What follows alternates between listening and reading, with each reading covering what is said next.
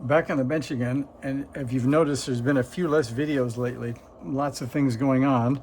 I did get a video up the 24th, today's the 28th, where we were messing around with the MFJ 9040s, and we got some good comments back from Jason. Apparently he has an MFJ 9406, the 6-meter travel radio. I think he had a 9410, the 10-meter travel radio, and he's pretty interested in having a 9040, and he kind of thinks a 9020 might be fun too, but he is worried that there could be a rabbit hole involved with all this stuff. So I have a few things to mess with. So tonight there isn't a huge plan, other than I think I kind of want to still do one more comparison between those two. I'm going to take a moment, if you'll allow me.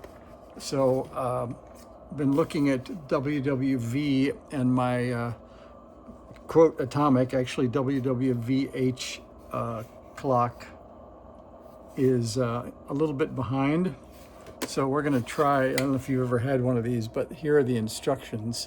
And basically you push the button when the second hand crosses 12, and then you push it again when the second hand crosses the minute hand to tell the clock where its hands are. We need to be apparently a few minutes slow. Set the clock 5 minutes before the current time, and I think according to the real clock on the wall, it is about 9 after. So we're going to set it back to about 5 after, and we're going to pull out the battery and put a new one in. So we got a nice fresh Kirkland here. We're going to stick that in, and when we do that, it'll start back up, and then it I think might go into the double time mode, unless I just put that in backwards. I think I did. Well, hopefully that didn't kill it, so we'll put that in correctly this time. All right. Okay, so it's doing single step mode. Now we're supposed to push the button in, and I've found I have to push it in pretty hard and hold it when I get to the 12, so I'm going to do that. So here's the first button push, and then the second button push will be there, right there. Now it's supposed to go to double tick mode, which it's doing, and now we'll just leave it like that, and we'll see if that gets better as we go through the rest of what we're doing tonight. It's supposed to find itself and listen to WWVH, I think, and set itself to the right time. So what I thought, because this 9040 has rubber feet that look in pretty good shape, I think we're going to do a sacrilegious thing and use a K2 for a stand. And we're going to put this radio over here so that we can hear the speaker on the other one and make the comparison fair. So let's see, Jason is calling one of them the one with the filter. So let's see, the one with the filter would be this one, and there's the filter in and the filter out. So let's see, we could, if I had a post-it note, we could put a post-it note on the front, but we don't, so we may have to go old school here. And I think I will fashion 2 small notes. All right, so there are my 2 small notes, and we'll call one of them filter, and the other we will call no filter. And so you won't get confused. Or is it me? I don't know which. Let's see, we have to get the tape rolling here.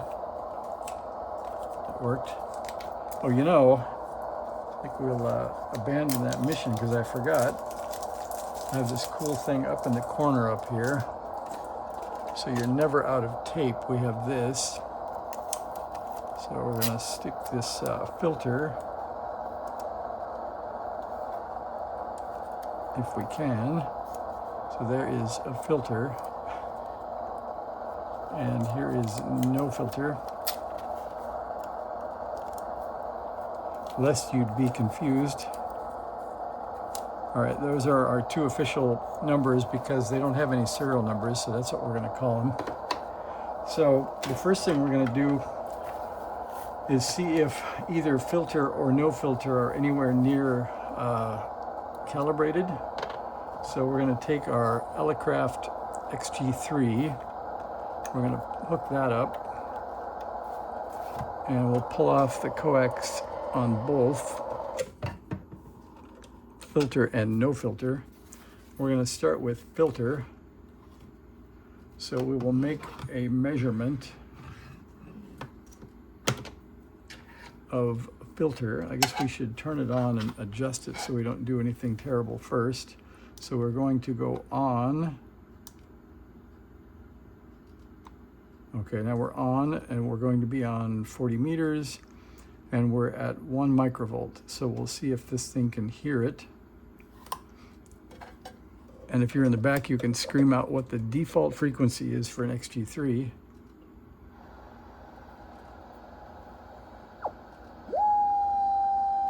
So this one says, let's see, we'll give you a zoom on that. There's your zoom. Oops, and we're touching our keyer here. I've got to move that. We don't want that in action right now. Wow, that's pretty stable. So so it seems to be quite sensitive to what you put it on. I don't know if that's because the screws are off or because it's very sensitive to what's under it, but let's call that interesting.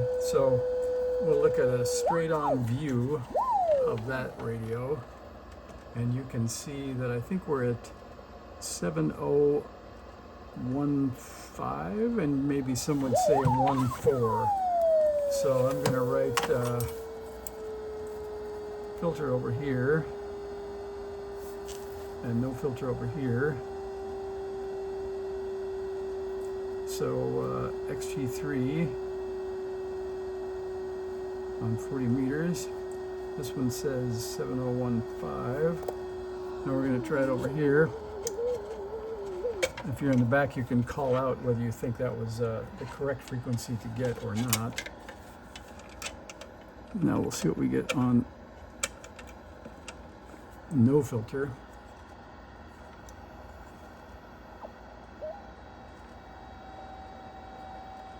And let's see, we put them both on max, but we may have to switch back and forth and see if we can see if they're relatively equal at 1 microvolt. So that one says 702. We'll lift you up slightly and give you a straight on view. Looks like about 702.3 maybe. We'll call it that. So there's 702.3. And now we're going to switch back because we think we're at the right frequency to see if they were relatively similar sensitivity. This one's definitely less stable. I think, let's see, one there.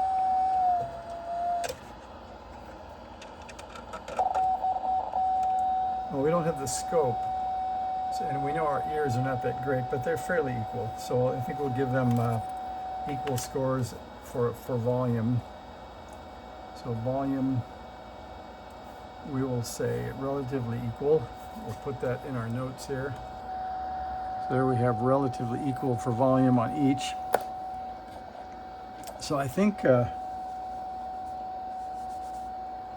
we'll move on from there to the real antenna test. and just see which one will receive something that we think is good. So we have antenna with a red stripe and antenna with brown stripe.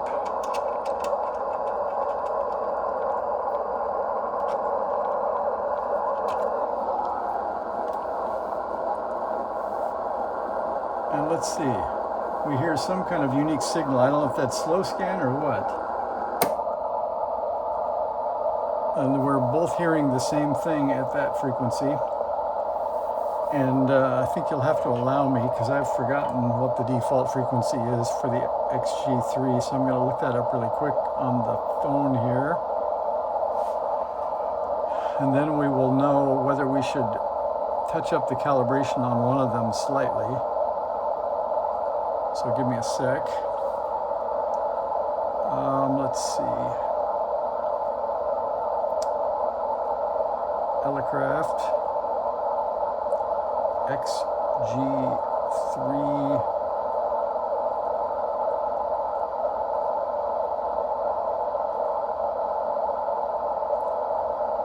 some fine typing going on. Spelling is now corrected.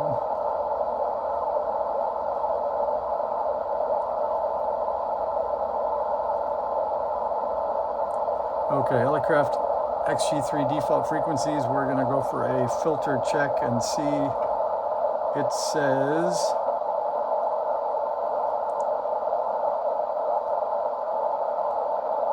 I guess we'll just have to look at the manual.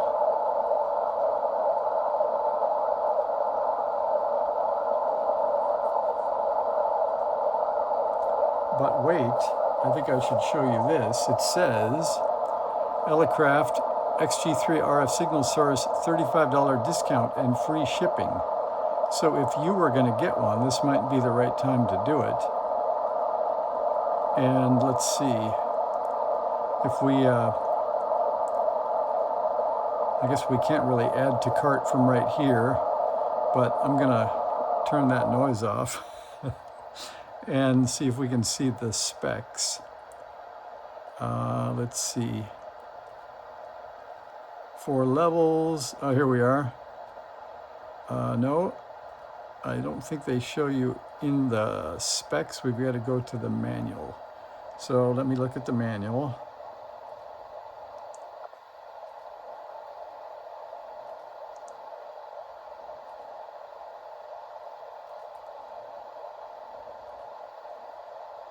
XG3 manuals and schematics.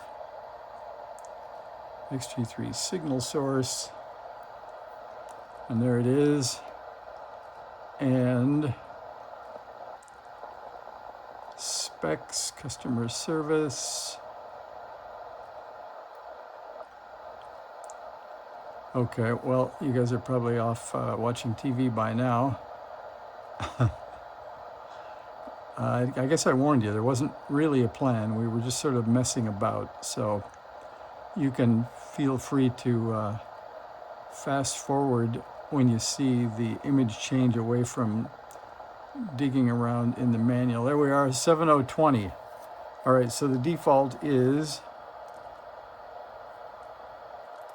for those listening at home, let's see, 1.82, 3.52, 5.33, 7020, 10.120, 14.20, 18.120, and 21.20. So we're going to only write down 7020 for now, because that's what we need. And then I would say, I guess we give no filter more credit for being only 3 kilohertz off, and filter gets less credit for being 5 kilohertz off. So we could set that now, but I think that might bore you. So I'm going to show you. It took me a while.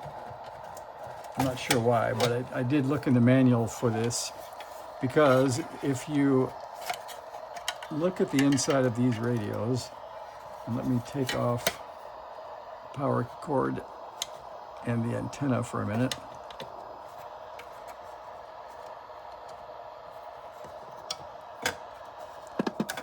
All right, we're going to look closer. You can see there is, in one more view this way, there are no mechanical trimmers to set the frequency on that cap, and there are no sort of noticeable caps around there for setting frequency. But then, if I was to carefully hold this and zoom in, you could see right there that that is labeled VFO Cal, and that's how you do it. So I've got a set of ceramic trimmers that fit that screw, and we'll set them both up to 7020 before things go too far wrong, or before we send them off to Jason, who seems to still want them so far. And I kind of wonder if these speaker leads weren't part of the instability. So we might want to give them a half a twist so they stay in the back of the radio when we put it back together like that. And then we'll hook it back up again. So we won't do the cal right now. I kind of want to hear what they sound like with the filter. And we could either do that with the XG3 or an on-the-air signal. So let's see if there are any on-the-air signals that are interesting.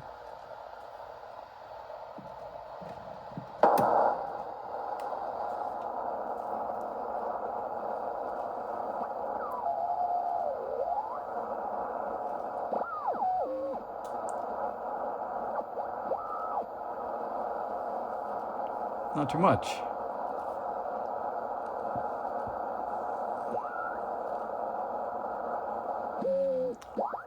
Unless you like digital or a shortwave station.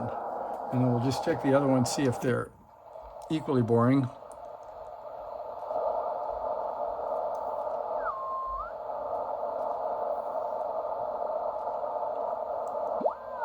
Yep, not much to write home about here.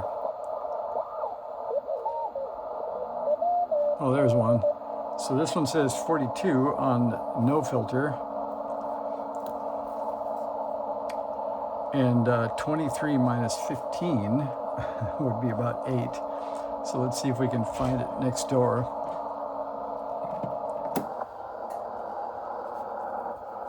And that would be